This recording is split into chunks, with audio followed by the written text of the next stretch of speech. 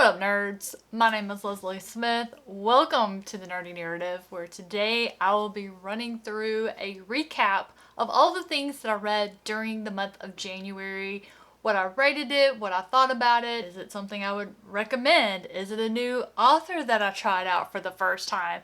If it was a new release, was it worth it? All of that and more in my January monthly wrap up. For me, it's easier to go in the order that I finished the books throughout the month. We're going to start with book 11 in the epic fantasy series The Wheel of Time with Knife of Dreams by Robert Jordan. This is the last book in the series that was solely written by Robert Jordan, and wow, if he did not end on a 5-star banger. Loved this book. This is the last book where I feel that our characters were just being blown wherever the winds were taking them.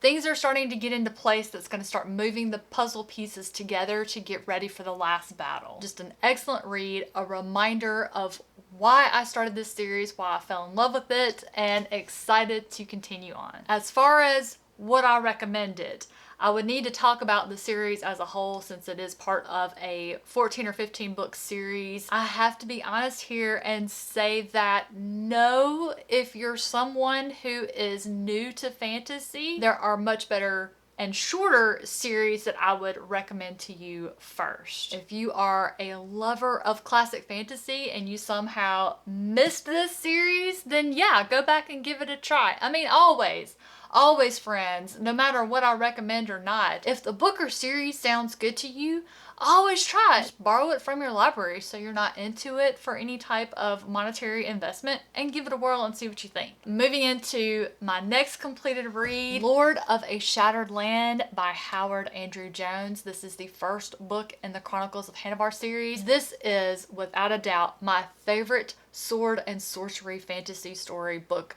I've read. It's a retelling of legendary general Hannibal and the Battle of Carthage, except in this case it's about Hanevar.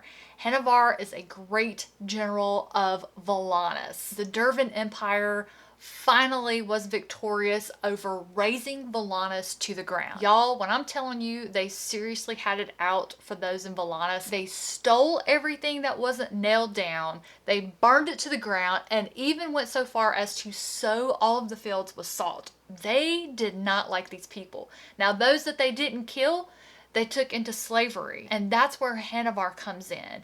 They don't know. They thought Hanevar was killed in this battle. They don't know that he survived, and they certainly don't know that he has made it his life's purpose to free his people. He is traveling around the Dervan Empire in disguise, freeing all of those from Volanus that he can find, and it is amazing. Another 5-star read, a new favorite series, a new favorite author. I'm absolutely continuing this series, and y'all, this is one to own. This is something I know that I am personally going to reread many times, but my goodness, just for the sheer beauty of the cover. Look at that. Next on my list here, I finished Turncoat by Jim Butcher. This is the 11th book in the Dresden Files. I purposely started this reread so that I could refresh myself of everything that happened in the hopes that the next book of the series is going to come out in 2024. I've been taking notes. I've been reminding myself of all of my conspiracy theories. I'm looking for more clues.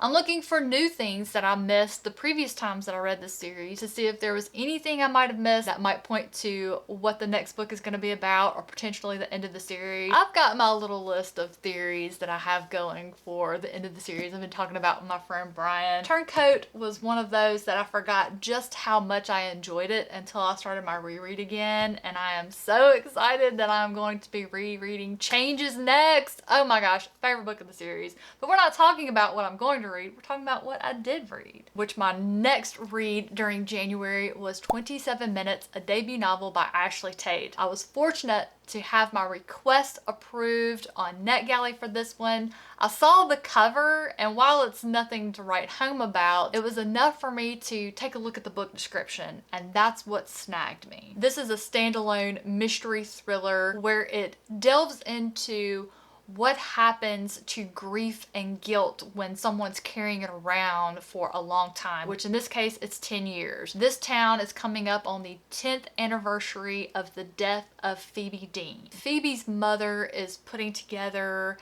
a gathering where they're going to remember the life of Phoebe. And this gathering has stirred up a lot of things in the town, just people remembering Phoebe. More importantly, those that feel responsible for her death somehow. It's also got people gossiping and asking questions, because would Phoebe have died if her brother Grant had called 911 services immediately upon their vehicle accident? What happened 10 years ago?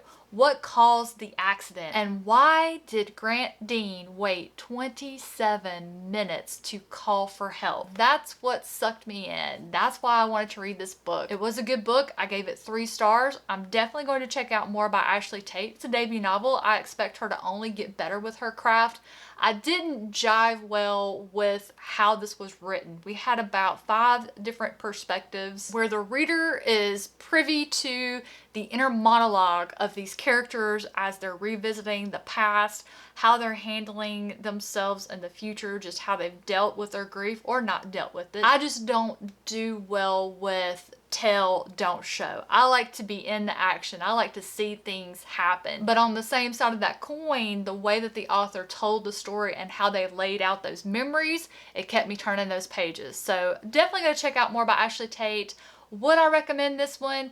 Yes, but I would borrow it from your library. This is not one I ever plan to reread, mostly because I actually figured out what was going on and who was behind everything. I didn't know I did until I was going back through my notes and looking at all the things I highlighted. So I initially was disappointed in how the author wrapped it up until I saw my notes and I was going, well, now wait a minute. Evidently my subconscious picked up what the author was putting down, because there was one word, like it was like one of those crime shows where they have this genius that all of a sudden you see the scene where like all these words from like different police reports and other things were just coming at them and they finally put it all together.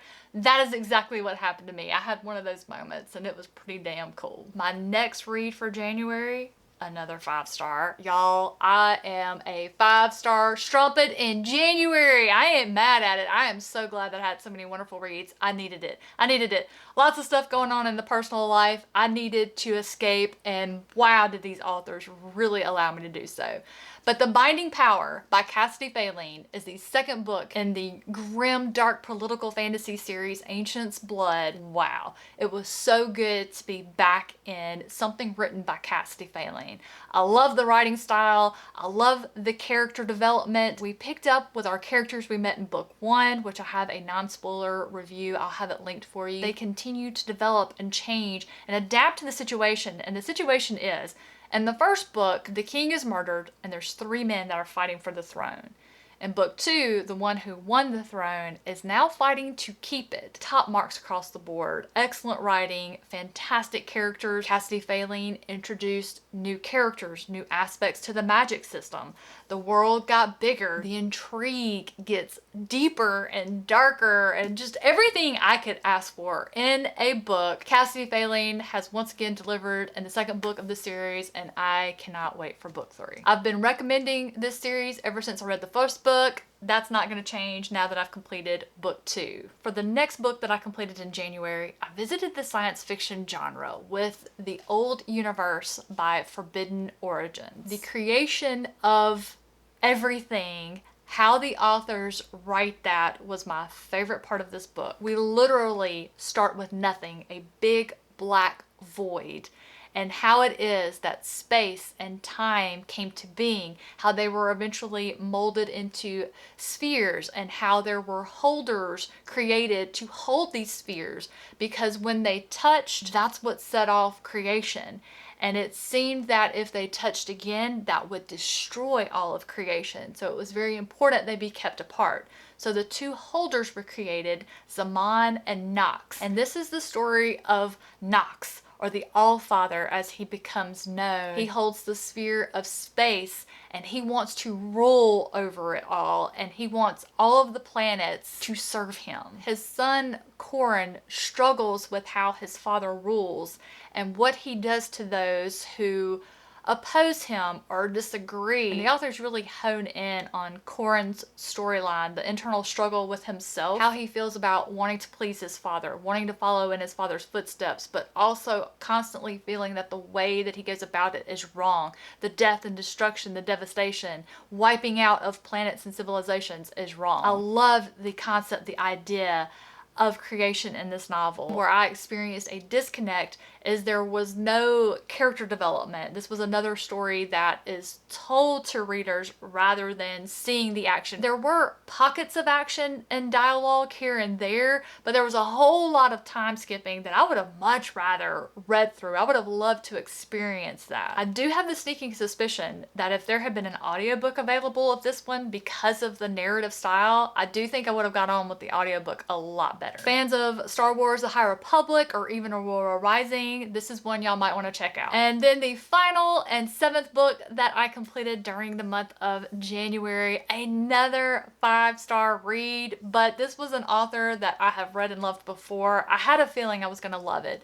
That is The Tainted Cup by Robert Jackson Bennett, the first book in a new fantasy mystery series called Shadow of the Leviathan. This was another book that had top marks across all of the elements that I look at when I'm reading and reviewing. My favorites were the world building, the writing style of Robert Jackson Bennett, and the intrigue. I just could not put this one down. You know, we always start with that one mystery and it leads to several others, and then there's that whole overarching one that you know is going to take place over the course of the series. It's just one of those that has a lot of threads to pull on and have fun with, seeing where it leads to and what the big picture is. I did film a reading vlog for this one where you get initial impressions and updates. I'll have that linked for those of you that would like to check that out. I also should have mentioned at the start of the video, all of the books that I talk about here are going to be linked in the description below, along with my non-spoiler written reviews if you want to read those. The book description will be included in those as well if you just need a little more information to make your decision on if this is one you want to pick up and read. Do you want to buy it? Do you want to borrow it from your library? All of that fun stuff. None of the books that I was able to get hold of.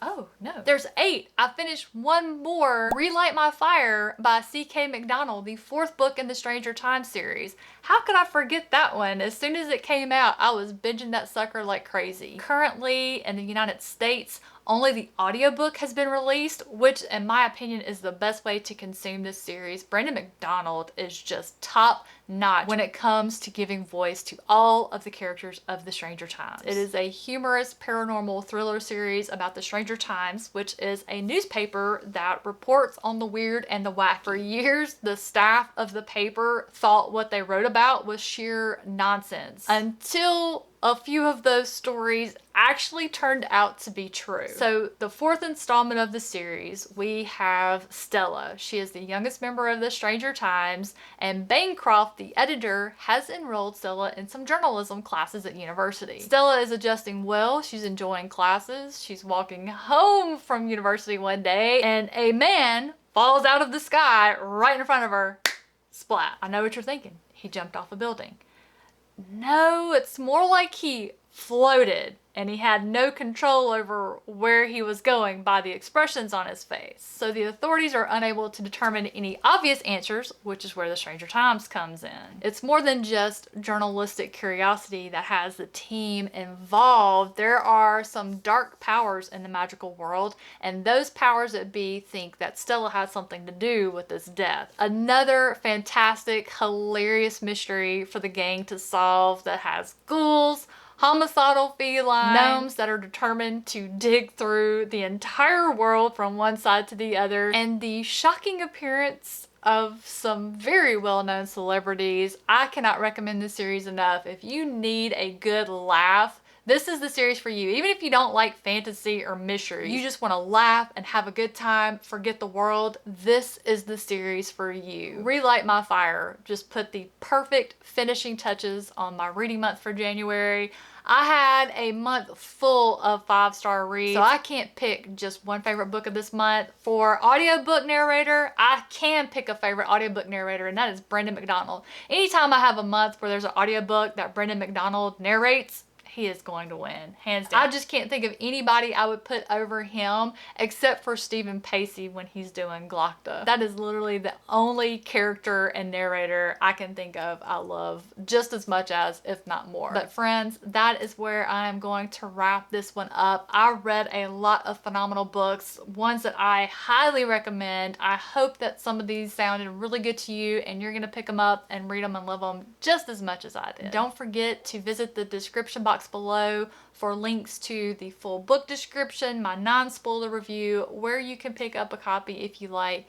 Thank you all so much for watching. Hope you enjoyed it. Have a great rest of your day, and I'll catch you in the next one.